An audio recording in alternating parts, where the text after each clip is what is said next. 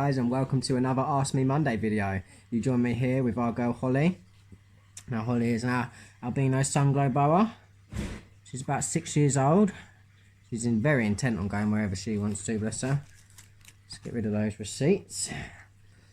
So, we've got a lot of questions today. Well, should I say we've got about 5 or 6. What's she doing? Bring her around here. Here she is, look. Cute little girl. Let's stop the dog from coming in. Out, Freddy. Come on, buddy. Right. Our first question is, how much live food do we get through a week? Now, we've chopped and changed from suppliers over the years. About 6 years ago, we just used to still be using the pet shops, buying the 6 tubs of live food for £10 and orders like that. And then we changed to a online supplier, and that became a little bit cheaper, and we were buying in more bulk. What's she gonna do, bless her? And we usually buy big bags of locusts, 500 at a time, 500 extra large and 500 small mediums. Now the small mediums are good for our smaller lizards, smaller turtles, and we let them grow usually until they're medium larges, and then, you know, they've been properly gut loaded. Something we're really on top of here is our gut loading. We like to use a huge variety of stuff and keep all our bugs in tip-top condition. We have a colony of feeder roaches, or 2 colonies should I say, so we don't actually ever buy roaches, we just breed them for our own, for ourselves. We also breed Mario worms and mealworms, so they're not really something we buy, although every month or so we will buy a big bag of 1,000 Mario worms for the snappers and the beardies and stuff. They love them. But yeah, so we get through probably about 700 to 800 individual bugs a week. Sometimes that rolls over to 2 weeks, depending on people's feeding schedules. Some weeks the snappers don't get fed insects at all if they've had a bigger whole meal. So yeah, that's how much live food we get through. With the amount of sanctuary animals we've got, it is quite a lot, and then you've got to add in the costs of the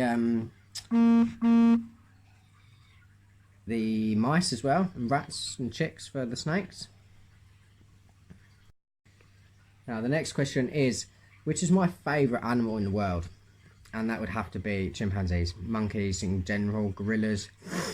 I grew up wanting to be a gorilla keeper or working with monkeys, and found myself just surrounded by reptiles. I still go to some places, conservation places, and see the gorillas and monkeys there, like down in Monkey World. And yeah, so that's my favourite animal in the world. I just like how like us they are. They really are just little people, really.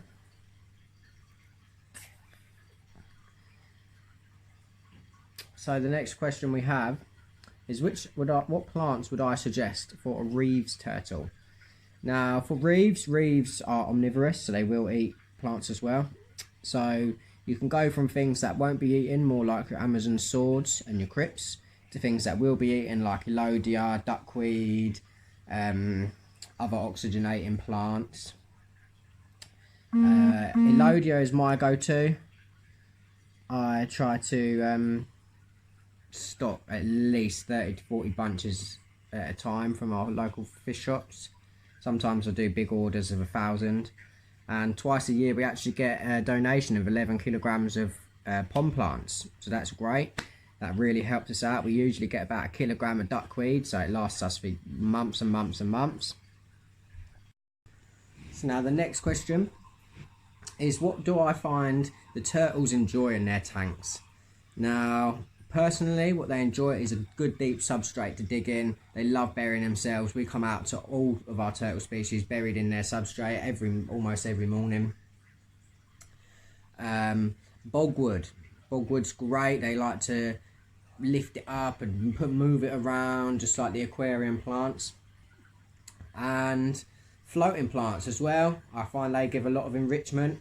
They have to find the food amongst it. The food isn't just the only thing floating on the surface. And what else would I suggest? I tend to find that turtles need... Yeah, so as I was saying, I tend to find that turtles like having two places to get out and dry off.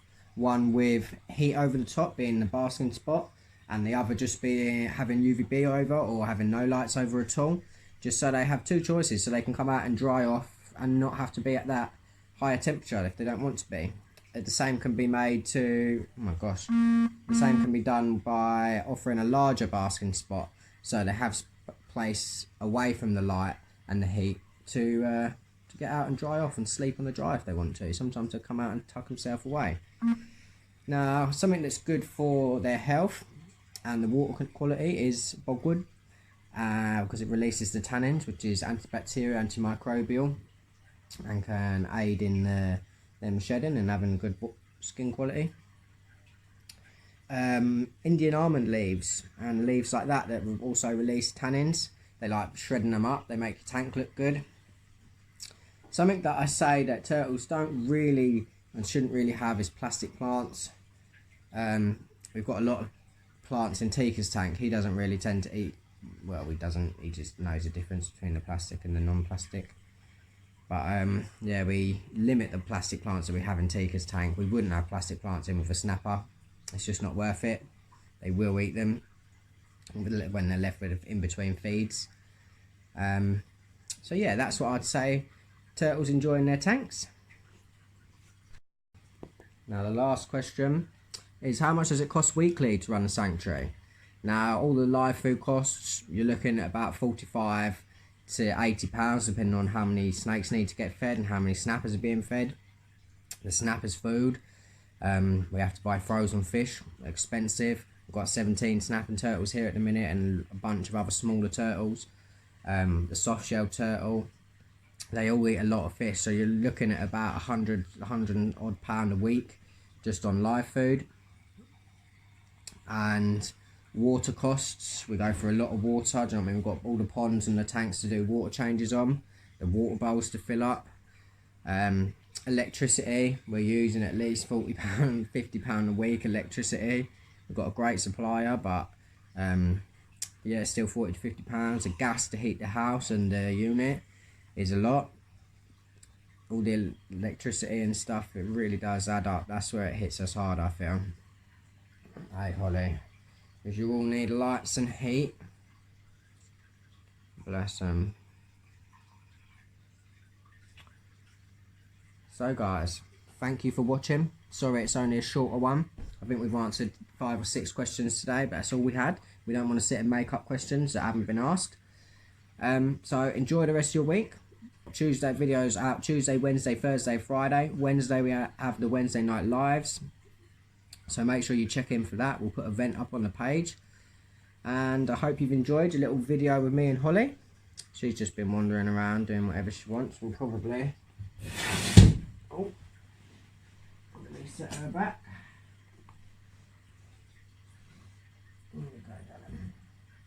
Thanks for watching, guys. I hope you enjoyed the little video of me and Holly. We'll just put her back as you saw. Fred, get out of it, bubby. Always watching. He's such a good boy around the animals. He really is. You tell him what to do and he just does it.